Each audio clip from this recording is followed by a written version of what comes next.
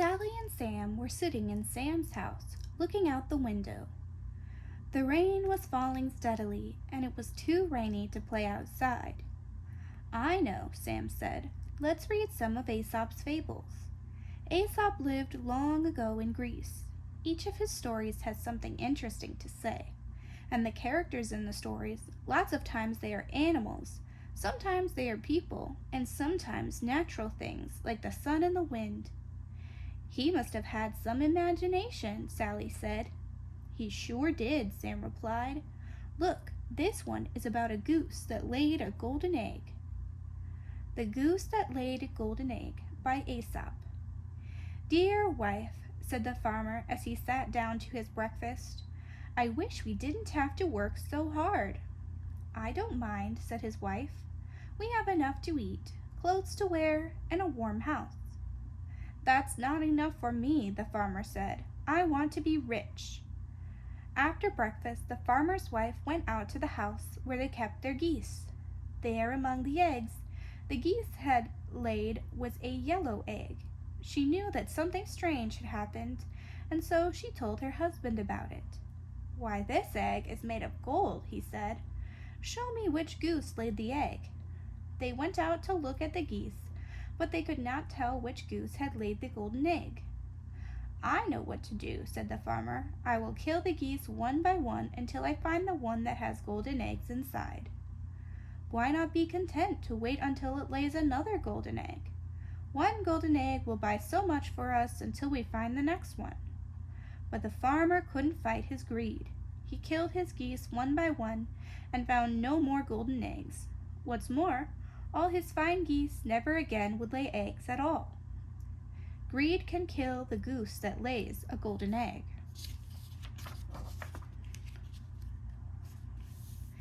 This story illustrates what can happen when we try too hard to do what other people think we should, rather than what we think is the right thing.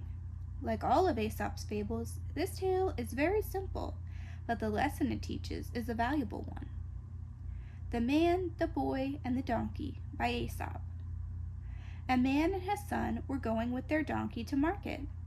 As they were walking along, a countryman passed them and said, "You fools, what is a donkey for but to ride upon?" So the man put the boy on the donkey, and they went on their way. Soon they passed a group of men. One of them said, "See that lazy youngster? He lets his father walk while he rides." So the man ordered his boy to get off and got on himself. They hadn't gone far when they passed two women. One woman said to the other, "Shame on that lazy lout to let his poor little son trudge along beside that big, strong donkey." Well, the man didn't know what to do. At last he took his boy up before him on the donkey. By this time they had come to the town. The passerby began to jeer and point at them. The man stopped and asked what they were scoffing at. The men said, "Aren't you ashamed of yourself for overloading that poor donkey of yours, you and your hulking son?" The man and the boy got off and tried to think what to do. They thought and they thought. At last they cut down a pole, tied the donkey's feet to it, and raised the pole and the donkey to their shoulders. They went along amid the laughter of all who met them till they came to Market Bridge. The donkey, getting one of his feet loose, kicked out and caused the boy to drop his end of the pole. In the struggle, the donkey fell over the bridge. His forefeet being tied together, he was drowned. "That will teach you," said an old man who had followed them. "Please all, and you will please none."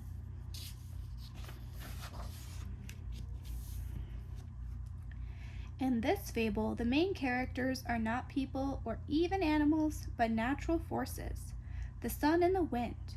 They have human qualities and abilities, just as animals do in other fables of Aesop. They can talk with one another, disagree with one another, and even have a little friendly competition. The Sun and the Wind by Aesop. The wind decided one day that he was the strongest creature in the sky. As soon as the sun came out that day, he said, "My friend the sun, let's have a contest to see who is stronger." This idea did not seem very good to the kindly sun, who had only just come out.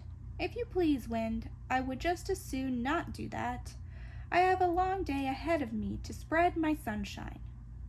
I believe you know I am stronger than you. If you will just say that, I will find someone else to play this game with me." At this, the sun became a bit annoyed with the wind, and decided after all that he would be willing to try his strength. "How shall we play our game?" said the sun. "I know," said the wind. "There's Traveler down below who is wearing a heavy coat. Let's see who can get that coat off the traveler's back. I'll go first." The wind blew and blew as hard as he could, but whenever the wind blew, the traveler wrapped his coat tighter and tighter about him. Finally, the wind could blow no more. Then the sun turned on his kindly rays and warmed the traveler up until the man had no need for his coat. Soon enough, the man took off his coat and carried it on his arm. "You win," said the wind, who had learned a lesson. Kindly actions can do more than force. How many times have you looked at a problem and tried again and again to find a solution, only to be disappointed each time? And then, just as you are ready to give up, a new idea occurs to you and it works. Then you say to yourself, "Why didn't I think of that first?" This fable concerns a crow with a real problem, and his life depends on finding the solution. The Crow and the Pitcher by Aesop. A crow, almost dead with thirst, came upon a pitcher that once had been filled with water. But when the crow put his beak into the pitcher to drink, he found there was only a little water at the bottom. The crow tried and tried, but could not reach the water. Then he tried to overturn the pitcher, but it would not budge. Finally, the crow tried to break the pitcher, but it was too well made. The crow was about to give up his effort when a new idea came to him. He picked up a pebble and dropped it into the pitcher.